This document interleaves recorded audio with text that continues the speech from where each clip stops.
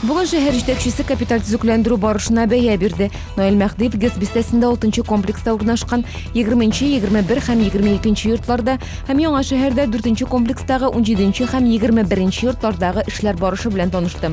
Подрядчы оешмалар билгеләнгән графиктан калышмый, эшләр августта да соңга калмый төгәлләнергә тиеш. Ә менә 4-21 йортын инде бер атнадан куллануга тапшырырга җыеналар. Соңгы сүзне йорт буенча җаваплылар әйтергә тиеш. 1 июльдән юл йөрү кагыйдәләренә кагылышлы үзгәрешләр гамәлгә керә. Хәзер барлык җәяүлеләрдә караңгыда торак пунктлардан читтә булганда яктылык кайтарта торган элементлар тегелгән киемнәр кияргә тиеш булачак. Мисал өчен, караңгыда яктыртыла торган тасма, значоклар, брелок тагарга яки махсус кием кияргә киңәш ителә. Законны үтәмәгән өчен штраф каралган, ул 500 сумны тәшкил итә.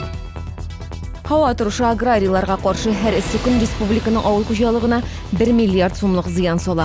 Бу уңайдан Татарстанда гадәттән тыш хәл кертергә дигән фикерләр дә яңгырады. Әмма белгечләр күп кенә районнарда дымлылык җитәрлек дип ышандыра. Шулай да хуҗалык җитәкчеләре, әгәр якын арада явым-төшемнәр булмаса, уңышның сыйфаты начар булачак дип белдерә.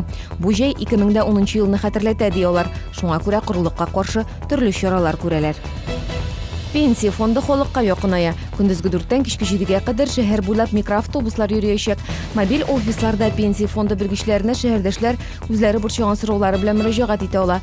Бу бигрәк тә инвалидлар һәм офиска бара алмаган кешеләр өчен файдалы булачак ди пенсия фонды идарәсе башлыгы.